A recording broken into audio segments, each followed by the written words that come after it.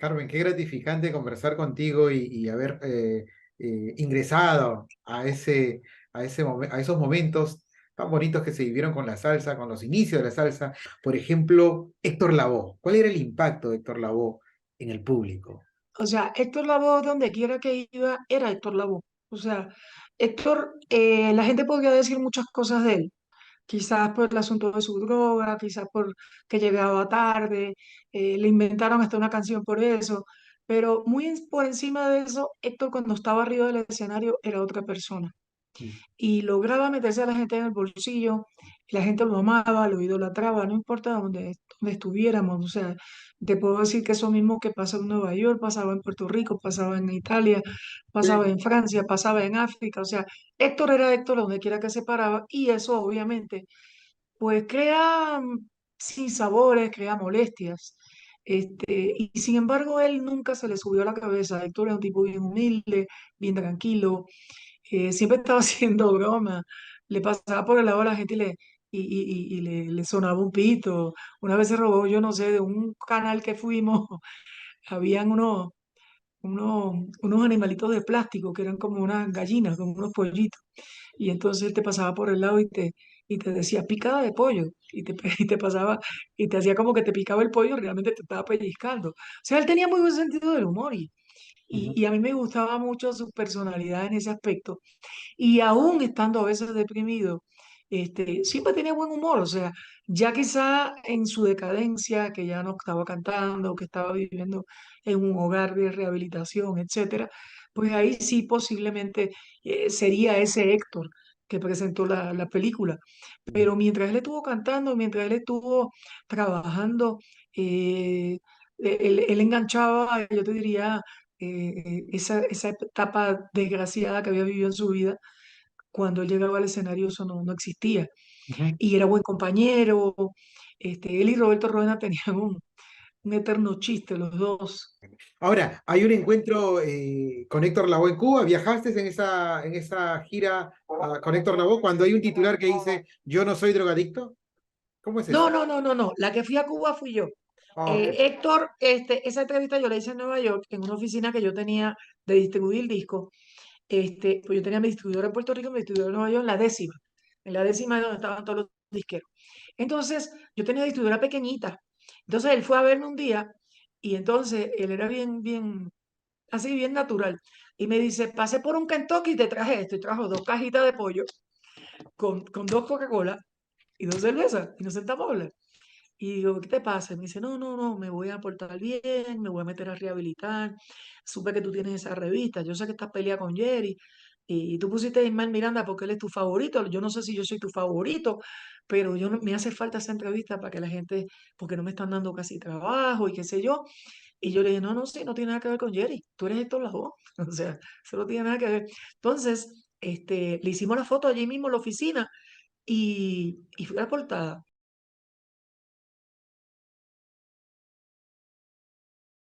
No hay cosa que me desagrade más. Las únicas dos veces que vi al cantante, ver a Héctor Lavoe en el cementerio de los héroes en Puerto Rico, donde están toda la gente importante del país, inyectándose con una aguja larguísima, que eso nunca hubiese sucedido porque Héctor era muy parco, era muy privado y todos sabíamos lo que hacía, pero nunca lo vimos. Yo particularmente caminé mucho cerca de él y me consta que no era un tipo de estar ni hablando de eso, ni de invitarte para, o sea, él tenía su grupo, hacía lo que hacía y se acabó. Pero eso de irte a un cementerio o sea, esa escena para mí fue repugnante.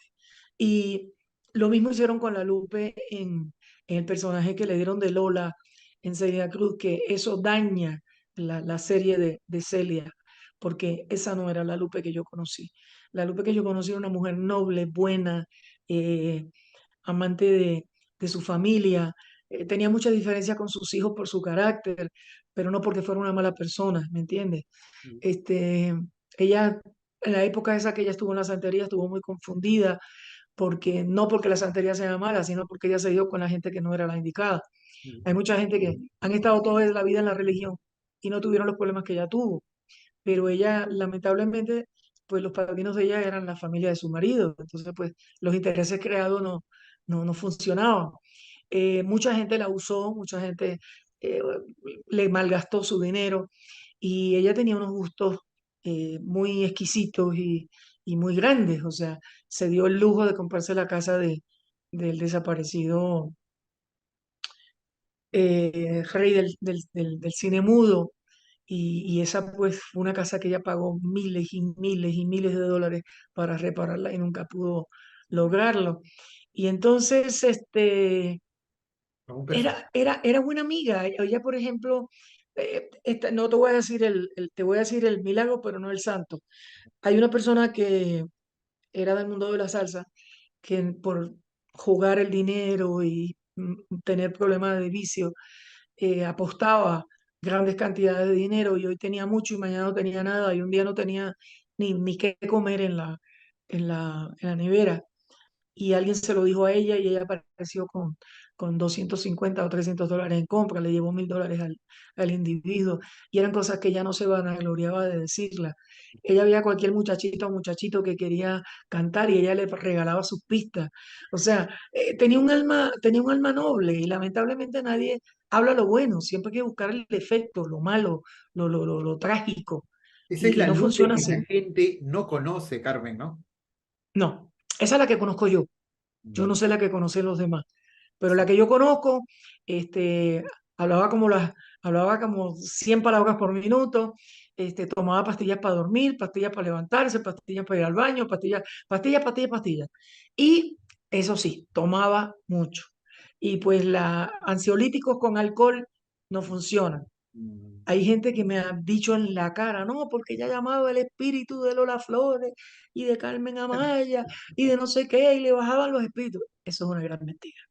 Ella lo único que hacía antes de salir, en la época que era santera, ella tenía su leguá al lado, un poquito de ron, tiraba al piso, hacía su moyuba en yoruba y salía a cantar. Eso de que llamaba espíritu, eso es una gran mentira. Ujú. Cuando se convirtió al Señor, pues entonces hablaba con Cristo, o sea, sustituimos una creencia por otra, pero de ahí a que llamaba a espíritus muertos para que se posesionaran de ella. La gente dice tantas leyendas urbanas que son ridículas. Totalmente. De la Lupe se han dicho muchas cosas. Sí. Han inventado más leyendas urbanas que otra cosa, pero pues yo no sé no sé si seré de las mejores que la conozco, pero por lo menos lo que conocí de ella está muy distante y muy lejano de lo que se dice, de lo que se escribió en la serie de la Celia Cruz, se escribió un personaje pensando en la Lupe que está muy lejos de quién era ella.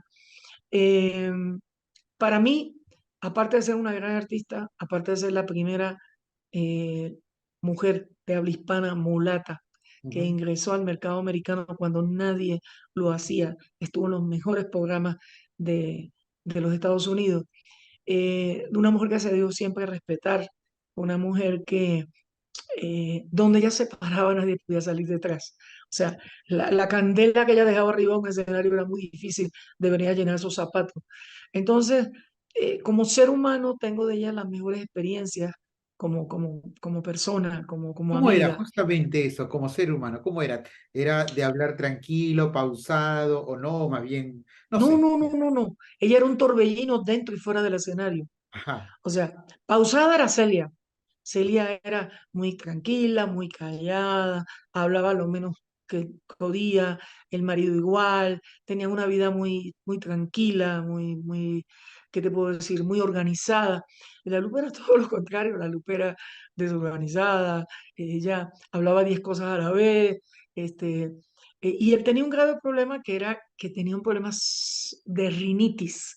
Ah. Yo también padezco mucho rinitis, no sé si te has dado cuenta que a veces hago mucho así, no es que me meta nada, es que tengo rinitis y la tengo desde jovencita. Los países del Eso es lo que Caribe, donde... confunde a la gente, ¿no? Porque la gente cuando ve los videos dice, mírala, mírala, mírala, ¿verdad? Así es. Sí, no, hay gente que me ha jurado y me ha perjurado que la veía meterse estupefaciente en el medio del escenario y yo decía, señores, si esa mujer brinca y salta como una liebre, ¿en qué tiempo y en qué espacio lo pudo hacer? Se lo hubiera llenado todo el vestido. Pero la gente cuando cree algo, te quiere convencer de que el que estás equivocado eres tú. O sea, yo tengo una persona que es mucho menor que yo en edad y que me jura y me perjura que la vio en Nueva York y que ella se metía la uña hasta allá arriba y quién sabe qué. Y yo le dije, hermano, usted no sabe lo que está hablando, o sea, usted a alguien se lo contó y usted lo siguió pasando para adelante y las cosas no funcionan así, o sea, hablar de la reputación de las personas estando vivas es horrible, estando muertas es un crimen. ¿Por qué? Porque estamos dando unas ideas falsas para que la gente piense lo peor. Ya hay un titular que dice, ¿cómo es el fracaso de Fania en el Madison? Que me ibas a contar cuál era la historia de eso. Ah, bueno, eso vino el que está visto desde diferentes puntos de vista. O sea, económicamente fue exitoso, pero fue fracaso desde el punto de vista de que ya los muchachos estaban a disgusto, no querían trabajar los unos con los otros, había mucha fricción y llegó un momento que el show era, ¿cómo te puedo decir? Según el del Yankee era en crescendo, este era en decreciendo, iba hacia abajo. Y ocurrió Y dos venía años números. después, más o Sí, menos. y venía un número detrás del otro y no pasaba nada y yo veía a Rafi Mercado bien nervioso y digo, ¿qué te pasa? Y me dice, se nos está yendo gente. Y digo, ¿cómo que se nos está yendo gente? Me dice, gente que está como que aburrida. Y yo le dije, ¿really? ¿Eso es Y él cuando me dijo, viene, sí. cuando se le hace el homenaje a Tito Rodríguez y está Rubén Blades en la nómina? No, ese es el que se quitó los pantalones Roberto Jovena y se quedó un calzoncillo. Ah, ya, ya, ya. En el Madison. Entonces, entonces viene este Roberto y Roberto dice, mano, esto está flojo, se está yendo la gente. Y esos eran comentarios que uno oía entre unos y otros, ¿tú entiendes? Y entonces viene Roberto y me dice, vamos a subir esto. Y le dice a Barreto, ¿a qué tú no te sacas la camisa? Y le dice, ¿para qué? Me dice, tú no le pegas con los codos y con las piernas a esa conga. Revienta la conga que yo voy a reventar el bongo. Y sale Barreto y vacilando, porque fue vacilando. Le dice, si yo me quito la camisa, tú te quitas los pantalones. Imagínate decirle eso a Roberto. Entonces vino él, se quitó la camisa, le empezó a dar con el codo a la conga y se ponía la conga acá y le daba con la punta del zapato. Y entonces el otro se puso loco, pues, ponte duro bongo y empezó a jorobar con los bongos y en una de esas se quitó la camisa y la gente empezó a gritar eufórica.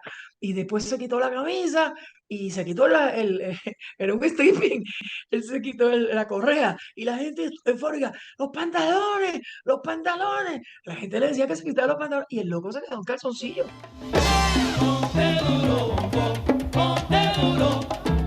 Y lo mejor del caso no fue que él se quedó en calzoncillo, la gente no sabía si reírse, si aplaudirlo, fue como los mismos molestares se miraban los unos a los otros como que, ¿qué hizo este loco? Y entonces el loco empezó a bailar las rutinas esas que él tenía con su tío, con Aníbal Vázquez, y todo el mundo decía, Aníbal, sal, y dice Aníbal, no, y si hacen que yo me quite los pantalones, no. Y bueno, el cuento fue que él terminó su show, la gente se quedó loca y ahí el show hizo así. Y entonces Pacheco era muy, muy hábil.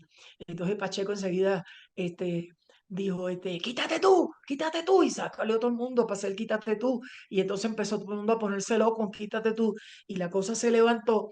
Pero mucha gente decía que había sido fracaso porque empezó a irse gente. ¿Ves? O sea, el show está igual que lo que vi, qué sé yo, hace 2 años, o que lo que vi en tal sitio, pues vamos a irnos. Y la gente se empezó a ir y eso no había sucedido nunca. Entonces, Rafi Mercado se estaba volviendo loco. Él daba vueltas y salía del escenario, iba del escenario, bajaba. Y Rafi era un tipo bien nervioso y ponía a uno nervioso, de paso. Y cuando pasó eso de Roberto Rubén, hermano, el show hizo así. Entonces la gente se volvió loca y se empezó a acercar. Y sale Pacheco y dice, señores, cójanlo con calma, no voy a hacer que pasa como el Jackie Tedio, que, que vuelva otra vez la gente se nos tire arriba. Lo que pasa es que esta tarima era demasiado alta y como ya el Madison está preparado para ese tipo de show, era imposible hacer lo que pasó en el Yankee. Pero la gente se puso bien loca, bien eufórica. Ujú. Pero sí le llamaron fracaso porque nunca ellos habían estado acostumbrados a que se les fuera gente. Carmen, es increíble la panorámica que usted nos ha dado rápidamente sobre lo que ha significado Fania, la disquera, en su vida y este encuentro con un personaje como Jerry Masucci. Efectivamente, mucha gente tiene ideas encontradas, pero ¿quién mejor que usted para darnos más luces? Él fallece en Argentina en diciembre, si no me equivoco, 1997. ¿Cómo recibe usted la noticia? ¿Cómo se entera? ¿Por los medios? Yo me entero directamente por teléfono, por amigos míos de la Argentina que tenían contacto con él. Pues Ricardo fue quien me lo notificó. Y pues fue una situación extraña porque por un lado me dio mucha tristeza en el sentido de que pues uno siempre recuerda de las personas las cosas buenas, no trata de recordar nunca las malas, pero fueron más las buenas que las malas. Y yo reconozco que, porque yo no tengo un genio fácil, pero también tienes que entender que yo empecé en esta industria muy joven. Si hoy le es difícil a las mujeres, se viven quejando de que no tenemos igualdad, imagínate hace 50 años atrás. Entonces yo creo que Jerry es un personaje que el único que sabe quién realmente era Alex Masucci.